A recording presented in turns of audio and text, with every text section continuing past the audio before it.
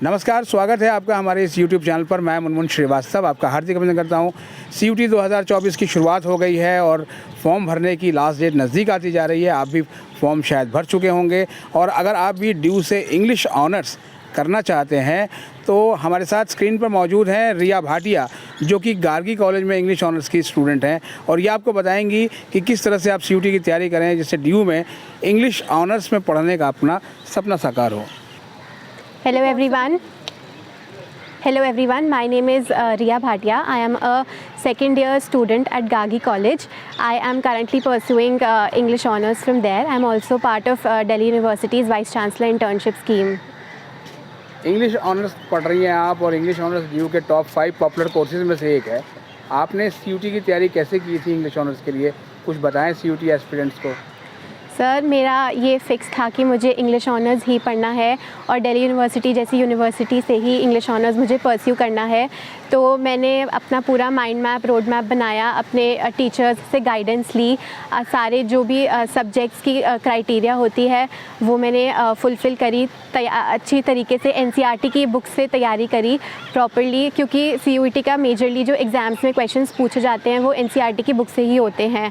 तो अच्छी तरीके से ग्रामर के क्वेश्चन ज़्यादा होते हैं CUET के पेपर में, तो वो काफ़ी अच्छे से तैयारी करी उसकी। गूगल पे भी अगर आप जाएं तो आपको बहुत सारे ग्रामर रिलेटेड क्वेश्चंस मिल जाते हैं इंग्लिश से रिलेटेड। तो उस तरीके से मैंने अपना टाइम डिवोट किया और वहाँ से मैंने मेजरली अपनी तैयारी करी। ग्रामर का जो है वो सिलेबस के हिसाब से कौन सा हिस्सा ज़्यादा मुश्किल लगता है CUET के लिहाज से?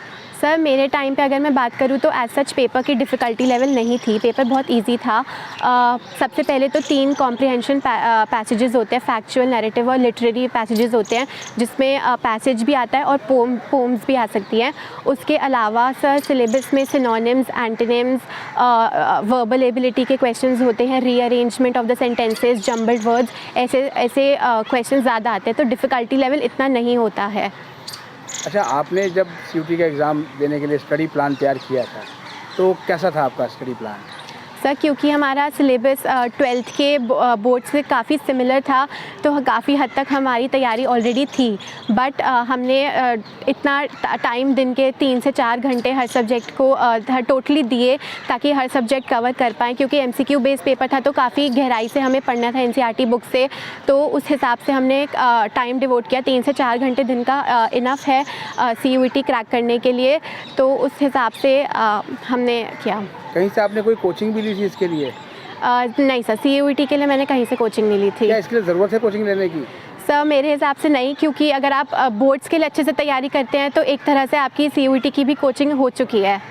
अच्छा, इंग्लिश ऑनर्स जो है वो 12th के लेवल पर तो ऑब्जेक्टिव है जी। ग्रेजुएशन के लेवल पर आगे क्या होता है? क्या मतलब जिनकी अंग्रेज़ी अच्छी है उनको इंग्लिश ऑनर्स करना चाहिए या कैसे, क्या सलाह देंगे आप? सर, ये बहुत बड़ा मिसकंसेप्शन है इंग्लिश ऑनर्स को लेके कि अगर हम अच्छा बोल सकते हैं तो हम इंग्लिश ऑनर्स ले लेते हैं। ऐसा नहीं है। इंग्लिश ऑनर्स एक ऐसा सब्जेक्ट है जो आपको ऑलराउंड डेवलपमेंट देगा, क्योंकि ना केवल आप पोएम्स पढ़ रहे हैं, नॉवेल्स पढ़ रहे हैं, बल्कि आप पॉलिटिक्स पढ़ेंगे, आप कम्युनिज़म, मार्क्सिज़म, बहुत कुछ जानने को मिलेगा, आपको हिस्ट्री जानने को मिलेगी। तो इंग्लिश ऑनर्स में सब लोग यही सोच के आते हैं कि हम अच्छा बोल सकते हैं, हमें बुक्स किताबें पढ़ना अच्छा लगता है तो हम इंग्लिश ऑनर्स कर लेते हैं, बट ऐसा नहीं है। इंग्लिश ऑनर्स एक ऐसा सब्जेक्ट है जो आपको ऑलराउंड डेवलपमेंट के लिए तैयार करता है, तो आप हर फील्ड को थोड़ा थोड़ा ज़रूर पढ़ेंगे। बेसिकली जो आपका जो कॉलेज है गार्गी कॉलेज, वो गर्ल्स का कॉलेज है, तो आमतौर पर जो ड्यू में हमने सुना है कि लोग कोएड में जाना ज़्यादा प्रेफर करते हैं, तो आपने गार्गी को क्यों चुना? सर, मेरे हिसाब से गार्गी एक काफ़ी सेफ़ स्पेस है हम सब गर्ल्स के लिए, और ड्यू के बाकी कॉलेजेस भी उतने ही और बहुत अच्छे कॉलेजेस हैं, बट मेरी प्रेफरेंस गार्गी थी, क्योंकि सर आप अगर एक ऐसे माहौल में रहते हो जहाँ पे सारी आपके आसपास लड़कियां हैं, तो आपको जिस तरीके का एम्पावरमेंट मिलता है वो शायद ही आपको कहीं और देखने को मिलेगा। तो वो एम्पावरमेंट, वो एटमॉस्फेयर गार्गी से बेहतर और कहीं नहीं था हमारे लिए। अच्छा, ड्यू आपका ड्रीम डेस्टिनेशन क्यों था?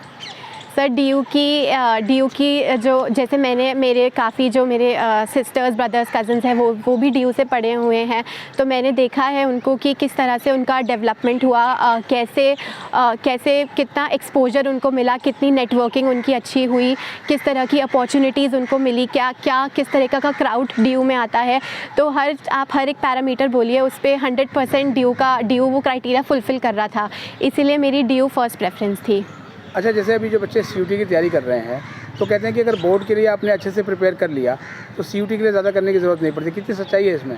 सर ये मेरे हिसाब से बिल्कुल सच बात है, क्योंकि जो आपका सीयूईटी में आएगा एक एक एमसीक्यू आपका एनसीईआरटी में से आता है, और बोर्ड्स में अगर आप सीबीएसई बोर्ड से हैं तो आपके लिए सोने पे सुहागा है। अगर आप किसी दूसरे बोर्ड से हैं तो अगर आप एनसीईआरटी की किताबें पढ़ेंगे तो आई थिंक आपके बिल्कुल आप सॉर्टेड रहेंगे। सब कुछ हर एक सवाल एनसीईआरटी की बुक्स में से ही होता है। अच्छा, सीयूटी के बाद जब डीयू का सीएसएस पोर्टल लॉन्च हुआ था तो उसमें प्रेफरेंस शीट भरनी थी। जी सर। तो आपने अपनी प्रेफरेंस कैसे बनाई थी? सर सबसे पहले हमें इसके लिए बहुत इम्पॉर्टेंट है, जल्दीबाजी बिल्कुल नहीं करनी है, अपने आप को अच्छे से टाइम देना है करने के लिए, और प्रॉपर्ली पहले आप अपने बड़ों से, अपने टीचर से, अपने मेंटर्स से बात करिए, किस तरीके से वो आपको गाइडेंस देते हैं उनकी बात सुनिए, उसके हिसाब से आप अपनी प्रेफरेंस शीट बनाइए, किसी भी हड़बड़ तड़बड़ में नहीं बनानी है। तो मैंने जैसे क्योंकि मुझे इंग्लिश ऑनर्स करना था तो मैंने इंग्लिश ऑनर्स को ही ऊपर रखा, एंड ये सिस्टम इतना अच्छा है कि आप और चीज़ों को भी और दूसरे सब्जेक्ट्स को भी अपने नीचे प्रेफरेंस में डाल सकते हैं। तो जैसे इंग्लिश से रिलेटेड मास कम्युनिकेशन था, जर्नलिज्म का कोर्स था, तो वो मैंने इसके बाद रखा था, तो वो मेरे पास फ्लेक्सिबिलिटी थी ये सिस्टम के थ्रू। अच्छा, इंग्लिश ऑनर्स में आप जब आ गई उसके बाद जब पहले दिन क्लास थी आपकी, रैगिंग वगैरह हुई थी आपकी? नहीं सर, ड्यू में बिल्कुल ऐसा नहीं है। हमने क्योंकि एनएपी है तो हमने एंटी रैगिंग फॉर्म्स पे भी साइन किया था हमने हमारे पेरेंट्स पे, तो किसी भी तरह की कोई परेशानी नहीं हुई। बहुत ही हमारे सीनियर्स आज भी मैं कहूँ तो काफ़ी हेल्पफुल हैं, कोई किसी तरह की रैगिंग नहीं थी। अच्छा, सेफ्टी इशू कितना है गर्ल्स के लिए ड्यू में? सर सेफ्टी इशू तो नहीं है काफ़ी, क्योंकि अगर कोई फेस्ट वगैरह भी होता है तो प्रॉपर सिक्योरिटी होती है, पुलिस होती है, और मैं खुद दिन का 2 से ढाई घंटा ट्रैवल करती हूँ गुड़गांव से दिल्ली, तो मेरे पेरेंट्स को भी मेरे कोई दिक्कत नहीं है, इतना सेफ सिस्टम है यहाँ पे। अच्छा, पेरेंट्स जो है आपके खुश हैं आपके ड्यू में पढ़ने से? जी सर, मेरे पापा तो इनफैक्ट यही चाहते थे कि मैं इंग्लिश ऑनर्स करूँ, तो वो पापा मम्मा सब लोग मेरे परिवार में बहुत खुश हैं। अच्छा, जब आप गाड़ी कॉलेज में आई और गाड़ी कॉलेज का फेस्ट जो है वो बहुत ही जो है वो एनर्जेटिक होता है, तो फेस्ट में भाग लेना पसंद है आपको? जी सर, मैं जैसे कि मैं इनएक्टिव में हूँ अपने कॉलेज में। फर्स्ट ईयर में मैं अपने फ़ोटोग्राफी काउंसिल में थी, तो मैंने काफ़ी इवेंट्स भी कवर करे एज अ फ़ोटोग्राफ़र, तो बहुत ही मज़ा आता है। अगर आप एक फेस्ट आप किसी साल इंजॉय करिए, किसी साल आप ऑर्गेनाइजिंग कमेटी में रहिए, बहुत ही अलग एक्सपीरियंस रहता है, बहुत ही। और सिर्फ गार्गी का ही नहीं, हर फेस्ट हर ड्यू कॉलेज का बहुत ही अच्छा होता है, काफ़ी अच्छा लगता है। अच्छा, ड्यू के जो कॉलेजेस हैं उनमें सोसाइटीज़ होती हैं, आप भी एक सोसाइटी जुड़ी हुई हैं। जी तो सर। सोसाइटी से जुड़ने से कितना निखार आता है आपके व्यक्तित्व में? सर अगर आप सिर्फ अपने कोर्स तक ही सीमित रहेंगे तो आप सिर्फ अपने कोर्स के लोगों को ही जान पाएंगे, उससे ज़्यादा नहीं। बट अगर आप किसी सोसाइटी में जाते हैं, जैसे कि मैं इनएक्टिव में गई, तो मैं और कोर्स के लोगों से भी मिल पाई, बातचीत करी, मैंने उनके बारे में जाना, उनसे और मुझे बातें जानने को मिली। जैसे मैं इनएक्टिव में हूँ तो हम एक एनजीओ से एसोसिएटेड हैं, तो वहाँ जाके हम बच्चों को पढ़ाते हैं पर्सनालिटी डेवलपमेंट, फाइनेंशियल एबिलिटी, ये सब हम उनको पढ़ाते हैं। तो एक सिर्फ आपको अपने फ़ायदे के लिए ही नहीं बल्कि दूसरों का भी आप फ़ायदा कर रहे हैं। अगर आपसे पूछे कि ड्यू की यूएसपी क्या है तो क्या बताएंगे रिया आप?